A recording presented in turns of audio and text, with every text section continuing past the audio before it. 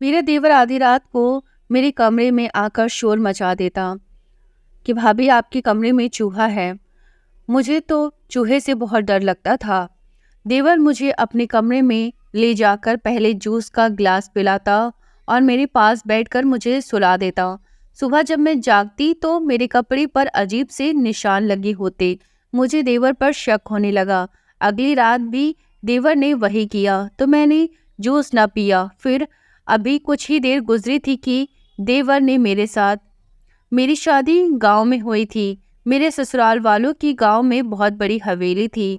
इस हवेली में मैं ज़्यादा लोग नहीं रहते थे क्योंकि मेरे पति बाहर मुल्क में काम करते थे। एक देवर था जो कि एक ज़मीनों पर काम करता था। इस हवेली में मैं अपने देवर के साथ अकेली रहती थी। उसके अलावा कोई नौकर भी मौजूद थे। मेरी दो नंद थी जिनकी शादी बहुत पहले ही हो गई थी। मेरे सास ससुर बहुत पहले मर चुके थे, इसीलिए मैं सारा दिन नौकरों के साथ रहती थी और शाम होते ही मेरा देवर भी घर आ जाता। मेरे पति की खानदानी जमीन थी जिसकी देखभाल मेरा छोटा देवर करता था। वजह यही थी कि वह ज्यादा पढ़ा लिखा ना था, जबकि मेरे पति पढ़े लिखे थे। इसीलिए वह बाहर मुल्क जाकर पढ़ाई करने के बाद बाहर काम करना चाहते थे।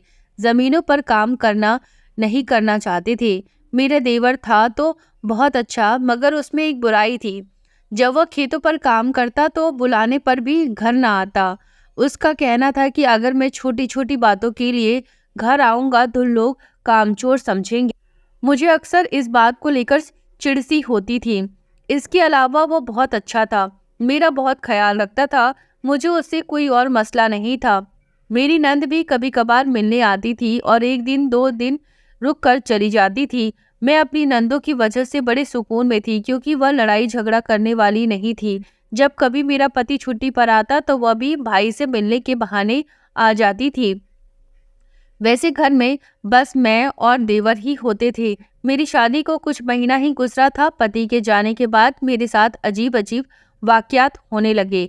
पहले तो मुझे मेरा वहम लगा कि शायद यह मेरा वहम है, क्योंकि मेरा देवर रोज रात को मेरे कमरे में आकर शोर मचा देता कि भाभी आपके कमरे में चूहा आ गया है। जैसे मैंने तो कभी नहीं देखा था, लेकिन देवर के कहने पर मैं डर कर कमरे में बाहर भागती थी क्योंकि मुझे चूहे से बहुत डर लगता था। इसीलिए मैं जहां भी चूहे को देख लेती चीखना चिल्लाना शुरू कर जाती थी। मेरे शोर मचाने पर मेरा देवर मुझे सहारा देता और अपने साथ अपने कमरे में ले जाता और फिर मुझे बेड पर बिठाकर जूस का ग्लास देता, जो पीकर मुझे सुकून की नींद आ जाती और फिर वही मेरे पास बैठ कर मुझे लिटाकर सुला देता था। उसका कहना था कि मैं बिल्कुल उसकी बहनों जैसी हूँ। मैं भी उसकी बात को सच ही समझती थी, लेकिन हकीकत बहुत ही भयानक थी जो जल्द सामने आने वाली थी। सुबह जब मेरी आंख खुली तो मेरे कपड़ों पर अजीब से निशान नजर आते थे। मैं हैरत में डूब जाती थी कि जब सोई थी तो मेरे कपड़े बिल्कुल साफ थे और जब मैं उठी तो मेरे कपड़े निशान से कैसे भरे हुए हैं। पहले पहले तो मैंने इतना ध्यान न दिया, लेकिन जब मैंने अपने जिस्म में होने वाले अजीब से बदलाव को महसूस किया तो मुझे देवर पर शक होने लगा था। अब मैं देवर पर शक करने लगी थी।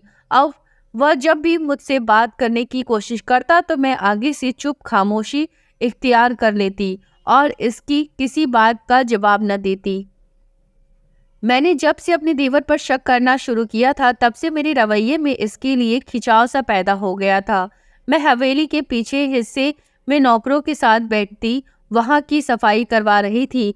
साथ ही साथ मैं उस वाक्य पर भी गौर कर रही थी जो कि आजकल मेरे साथ हो रहे थे कि देवर मुझे पुकारते अचानक मेरे पास आ गया। मैं अपने देवर की आवाज़ पर चौंक कर सीधी हुई। वह शायद खेतों से काम करके लौटा था। उसके कपड़ों पर मिट्टी के निशान थे। हाँ, कहो कुछ काम था? मुझे मैंने उसे अपने पास आते देखकर पूछा था। अब उसने बात करते ही मेरा लहजा खुद ब खुद बदलने लगा था। मैं अपनी तरफ से कोशिश करती थी कि मेरे दिल की अजीब कैफियत देखकर पर बयान हो और वह मुझसे दूरी रख ले, लेकिन इस पर तो जैसे कोई असर ही ना होता था। देवर ने आते ही कहा मैं रोज घर में अकेली बोर होती, इसीलिए आज वह जल्दी आ गया ताकि कुछ अच्छा वक्त गुजार सके। लेकिन मैं अब ऐसा नहीं चाहती थी। अगर वह सब ना हो रहा होता और मैं देवर पर शक न कर रही होती तो मैं उसकी यह बात सुनकर खुश हो जाती। पर इस वक्त मुझे देवर से डर महसूस हुआ था। मुझे लग रहा था शायद मेरा पति मुझसे दूर है, इसीलिए मेरे साथ रहते हुए देवर मुझ में दिलचस्पी ले रहा है। इसीलिए मैंने उसे किचन की सफाई करवाने का बहाना बना करके टालना चाहा था। मैं जल्दी से उठ खड़ी हुई और किचन में आ गई थी। मैं फिर से इसी सोच में पड़ गई थी कि अब मेरे दिल में उस चूहे के बारे में जानने का इरादा और बढ़ने लगा था, क्योंकि मेरे देवर ने ही चूहा देखा था। मैंने आज तक अपने कमरे में चूहा नहीं देखा था।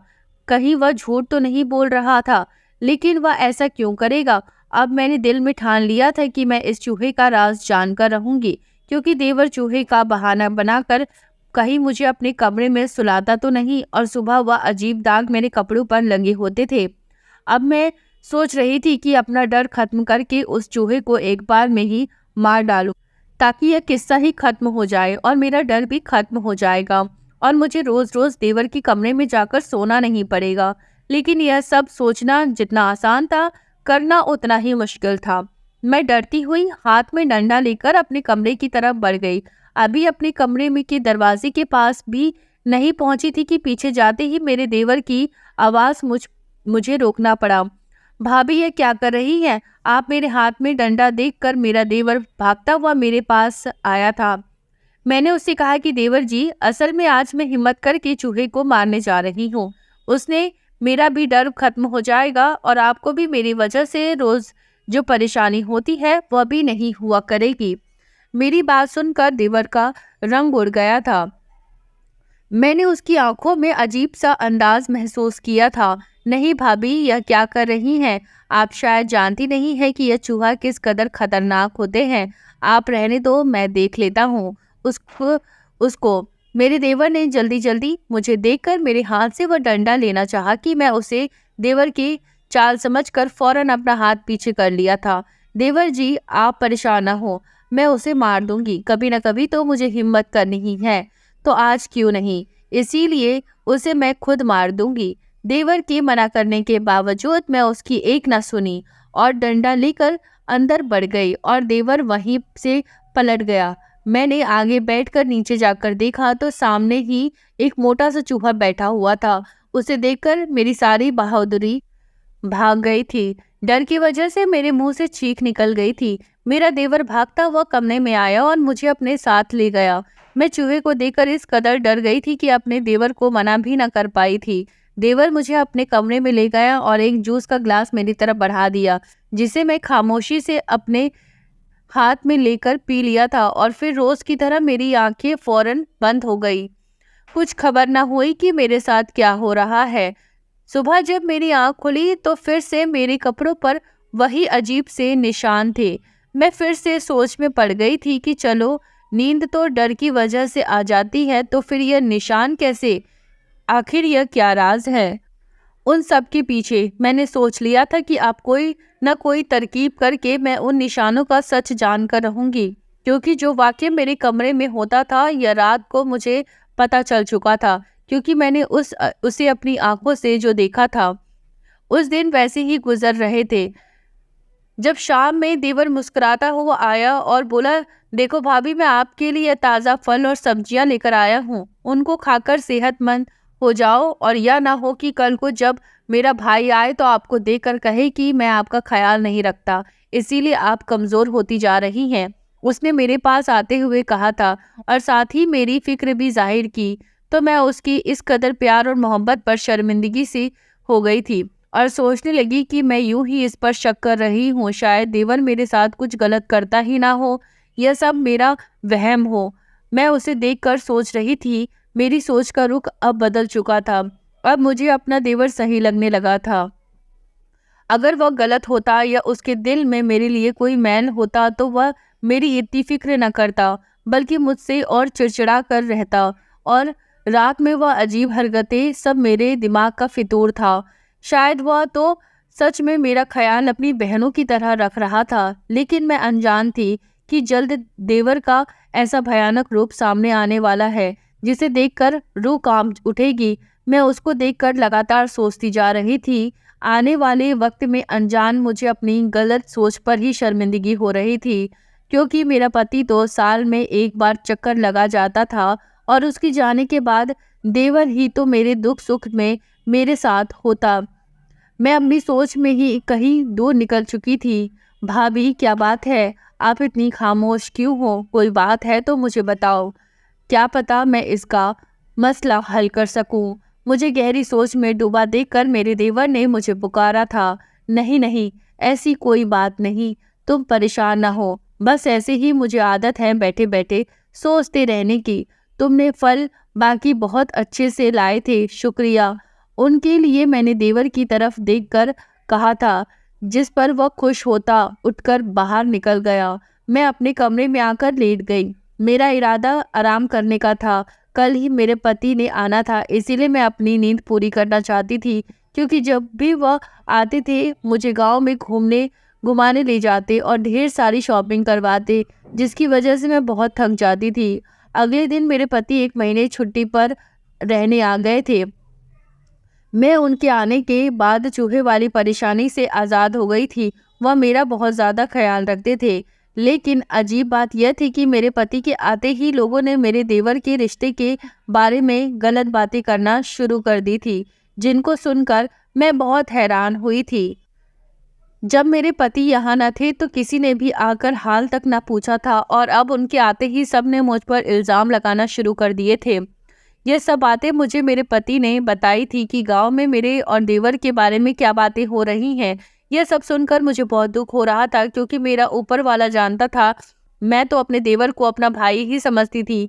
पति ने मुझे समझाया भी था कि तुम क्यों परेशान होती हो, मैं जानता हूँ तुम ऐसी नहीं हो। यह गांव के लोग जो जलते हैं, असल में उन्होंने पढ़ाई हासिल नहीं की है, और एक लड़की और एक लड़की को अकेले में साथ रहते हुए यह लोग आज भी अपनी सोच के मुताबिक वही सोचते हैं जो पहले लोग सोचते आए हैं। मेरा भाई तुम्हें बहन मानता है, जबकि तुम उसे भाई मानती हो, तो हमें लोगों की बातों से क्या लेना देना है। तुम उनकी बातों को दिल पर मत लो। दिल पर बात लेने से तुम्हारी तबीयत खराब हो जाएगी, जो कि मैं नहीं चाहता। असल में मेरा पति चाहता था कि हमारे बीच औलाद आ जाए, उससे मेरा दिल भी बहल जाया करेगा, और फिर शायद वह फिर मुझे अपने साथ ले जाएंगे या खुद वापस आ जाएंगे, और उसके लिए मेरा सेहतमंद रहना ज़रूरी था। लेकिन वह नहीं जानते थे कि उसके पीछे क्या क्या होता रहा है, जिसे मैं चाह कर भी ना सोचना चाहूँ तो भी मेरे सोचों का रुख देवर की अजीब हरकतों पर चला जाता है। आज उनको घर आए काफ़ी दिन हो गए थे, या फिर किसी औरत ने उनसे मेरे बारे में गलत बात कर दी थी, जिसकी वजह से उनका रवैया कुछ उखड़ा सा था। मैंने उनको प्यार से बिठाकर समझाया था कि आप परेशान ना हो, लोग ऐसे ही कह रहे हैं। अभी कुछ दिन पहले आप मुझे समझा रहे थे, और अब आप खुद परेशान हैं। आपके जाने के बाद घर का समझदार मर्द आपका छोटा भाई ही तो है, और वह मेरा ख्याल बिल्कुल अपनी बहनों की तरह रखता है। मैंने तो पति के दिल से वहम निकालने के लिए कहा था, लेकिन यहाँ मामला ही उल्टा गया था।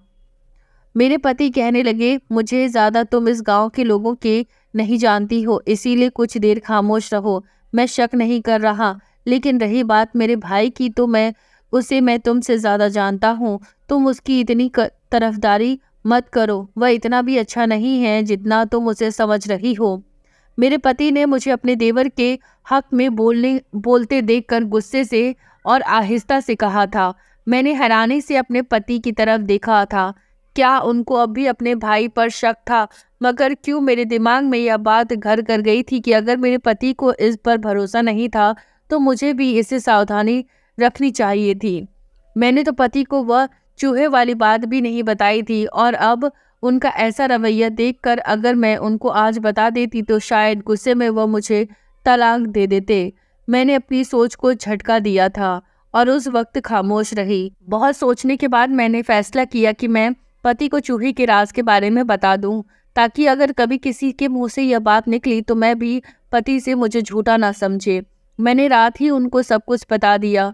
उस वक्त वह खामोश रहे, लेकिन अगले दिन उनको इसी बात पर गुस्सा आ गया था। तब वह रात वाली बात को बीच में ले आए थे। जो तुम बता रही हो कि तुम्हारे कमरे में चूहा आ जाता था, तब वह तुम्हें अपने कमरे में ले जाता था और जूस देता था। क्या तुमने कभी वह चूहा अपनी आंखों से देखा था? मेरा पति गहरी सोच में डूबा मुझसे सवाल करता हुआ खिड़की के पास जाकर खड़ा हो गया था। मैं भी चलती हुई उनके पीछे जाकर खड़ी हो गई। जी, आपके आने से कुछ दिन पहले ही मैंने चूहे को पकड़ने का प्लान बनाया, तो इस चूहे को अपने कमरे में बंद कर नीचे देखा था, लेकिन उसे मार नहीं सकी थी। मैंने पति को देखकर दिल में अपने रब से खुद को अच्छे की दुआ मांगते हुए बताया था। मेरी बात सुनकर पति खिड़की से दूर होकर बैठ गए और कहने लगे कि एक इंसान को अपनी अकल के साथ साथ आंखों का भी इस्तेमाल करना चाहिए। क्या सच है, क्या झूठ है, मैं नहीं जानता हूँ, और ना ही तुम मेरे पास मेरा एक ही भाई है और तुम तो मेरी बीवी हो। मैं दोनों को खुद से दूर नहीं कर सकता हूँ। शायद मैं गांव वालों की बातों में आकर ऐसा कह रहा हूँ, लेकिन अब तुम आगे से ख्याल रखना। मुझे तुम पर भरोसा है और अपने भाई पर भी। तुम खुद कोशिश करती रहो कि चूहे का डर अपने दिमाग से निकाल दो, ताकि यह सब दोबारा होने की नौबत ना आए। मेरे पति ने मुझे बड़े प्यार से समझाया था, जबकि मैं एक ही बात पर सोच रही थी कि जब मैं सुबह उठती तो मेरे कपड़ों पर निशान कैसे आते थे। आखिर देवर रात में मुझे जूस पिलाकर मेरे साथ क्या करता था। मेरे दिमाग उलझनों का शिकार था। मैं चाह कर भी उस रात से पर्दा नहीं उठा पा रही थी। हालांकि मैंने कोशिश पूरी की थी। मुझे अपनी नाकामी का दुख भी था, लेकिन मैं यह राज जानने में नाकाम रही थी। अगले कुछ दिन बाद मेरे पति वापस चले गए थे। अगर जाने से पहले ही मुझे होशियार कर गए होते तो मुझे एक तरफ से खुशी भी होती कि मेरे पति मेरे साथ थे। लोगों ने जैसी मर्जी बातें की, मगर उन्होंने मुझ पर पूरा भरोसा किया था। उनके जाने के बाद मेरे पास ढेर सारा वक्त था यह सोचने के लिए कि आगे मुझे क्या करना है। दिल करता कि मैं ना सोचूं इतना, यह सब दिमाग का फितूर है। लेकिन मैं अपनी सोच का क्या करती जो बढ़ती ही जा रही थी। एक दिन मैंने सोच रही थी कि जब मेरा देवर हमेशा की तरह कमरे में आया और चिल्लाकर कहने लगा, भाभी कमरे में चूहा आ गया है। मैं यह सब सुनते ही हड़बड़ा कर उठी और अपने देवर के पीछे जा चुकी थी।